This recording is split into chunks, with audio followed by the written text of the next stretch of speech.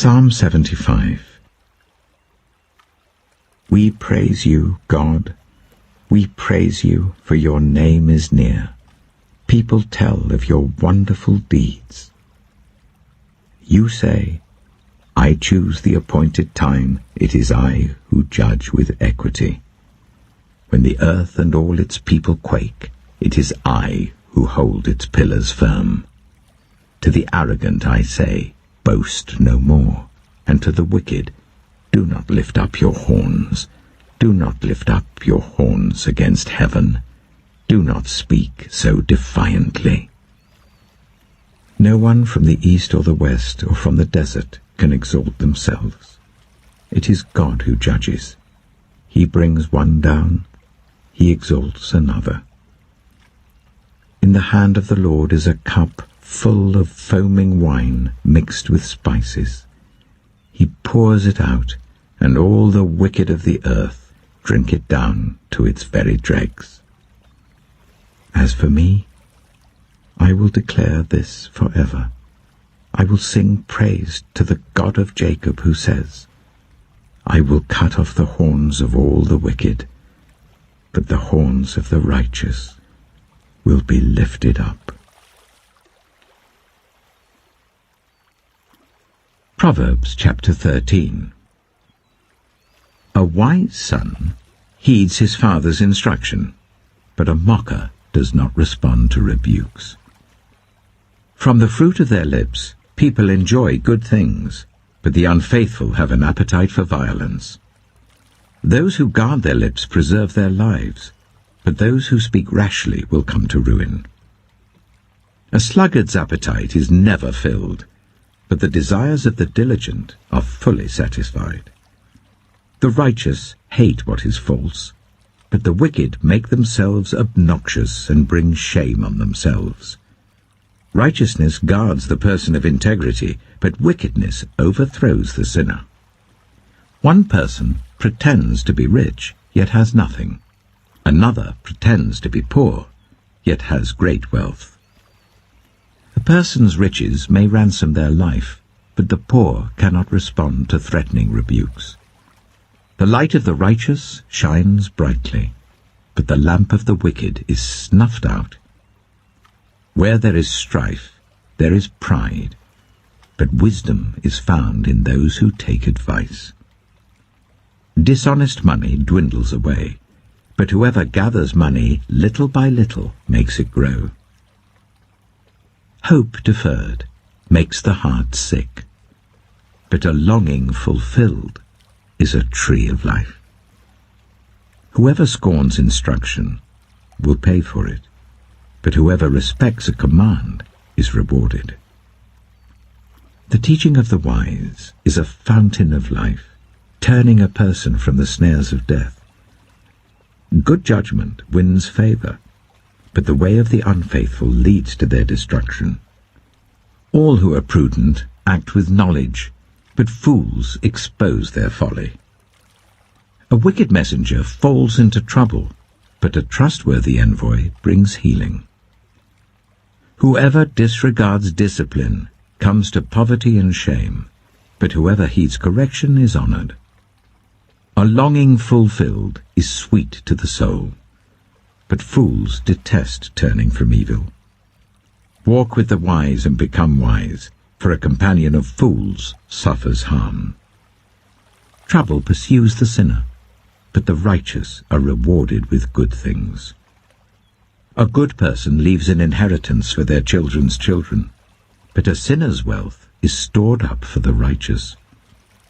An unplowed field produces food for the poor, but injustice sweeps it away. Whoever spares the rod hates their children, but the one who loves their children is careful to discipline them. The righteous eat to their heart's content, but the stomach of the wicked goes hungry. John chapter 7. After this, Jesus went around in Galilee. He did not want to go about in Judea, because the Jewish leaders there were looking for a way to kill him. But when the Jewish festival of Tabernacles was near, Jesus' brothers said to him, "Leave Galilee and go to Judea, so that your disciples there may see the works you do. No one who wants to become a public figure acts in secret. Since you are doing these things, show yourself to the world." For even his own brothers didn't believe in him. Therefore Jesus told them, "My time is not yet here. For you, any time will do. The world cannot hate you, but it hates me because I testify that its works are evil. You go to the festival. I'm not going up to this festival because my time is not yet fully come." After he had said this, he stayed in Galilee. However, after his brothers had left for the festival, he went also, not publicly, but in secret. Now at the festival the Jewish leaders were watching for Jesus and asking, "Where is he?" Among the crowds there was widespread whispering about him. Some said, "He is a good man." Others replied, "No, he deceives the people." But no one would say anything publicly about him for fear of the leaders. Not until halfway through the festival did Jesus go up to the temple courts and begin to teach. The Jews there were amazed and asked, "How did this man get such learning without having been taught?" Jesus answered, "My teaching is not my own. It comes from the one who sent me. Anyone who chooses to do the will of God will find out whether my teaching comes from God or whether I speak on my own. Whoever speaks on their own does so to gain personal glory. But he who seeks the glory of the one who sent him is a man of truth. There is nothing false about him. Has not Moses given you the law? Yet none of you keeps the law. Why are you trying to kill me?" "You are demon-possessed," the crowd answered. "Who is trying to kill you?" Jesus said to them, "I did one miracle, and you are all amazed. Yet because Moses gave you circumcision, though actually it didn't come from Moses but from the patriarchs, you circumcise a boy on the Sabbath. Now if a boy can be circumcised on the Sabbath, so that the law of Moses may not be broken, why are you angry with me for healing a man's whole body on the Sabbath? Stop judging by mere appearances, but instead judge correctly." At that point, some of the people of Jerusalem began to ask, "Isn't this the man they're trying to kill? Here he is speaking publicly, and they're not saying a word to him. Have the authorities really concluded that he is the Messiah? But we know where this man is from. When the Messiah comes, no one will know where he is from." Then Jesus, still teaching in the temple courts, cried out, "Yes, you know me, and you know where I'm from. I am not here on my own authority, but he who sent me is true. You do not know him, but I know him, because I am from him, and he sent me." At this they tried to seize him, but no one laid a hand on him because his hour had not yet come.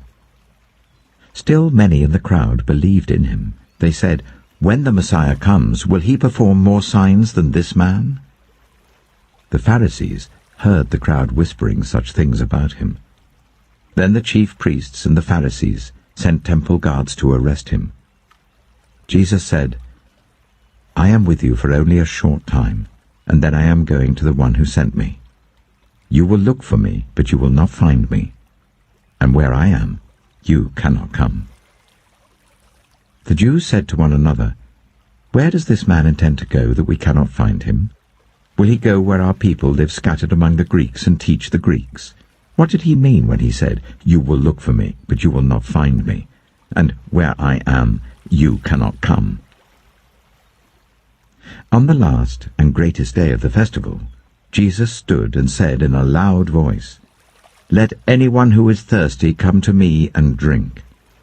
Whoever believes in me, as Scripture has said, rivers of living water will flow from within them." By this he meant the Spirit, whom those who believed in him were later to receive. Up to that time the Spirit had not been given, since Jesus had not yet been glorified. On hearing his words, some of the people said, "Surely this man is the prophet."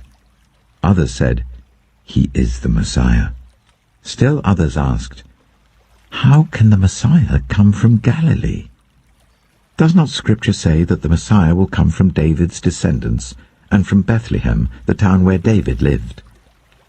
Thus the people were divided because of Jesus. Some wanted to seize him, but no one laid a hand on him. Finally, the temple guards went back to the chief priests and the Pharisees, who asked them, "Why didn't you bring him in?" "Well, no one ever spoke the way this man does," the guards replied. "You mean he has deceived you also?" the Pharisees retorted. "Have any of the rulers or of the Pharisees believed in him? No. But this mob that knows nothing of the law, there is a curse on them." Nicodemus, who had gone to Jesus earlier, and who was one of their own number, asked, "Does our law condemn a man without first hearing him to find out what he's been doing?" They replied, "Are you from Galilee too? Look into it, and you will find that a prophet does not come out of Galilee."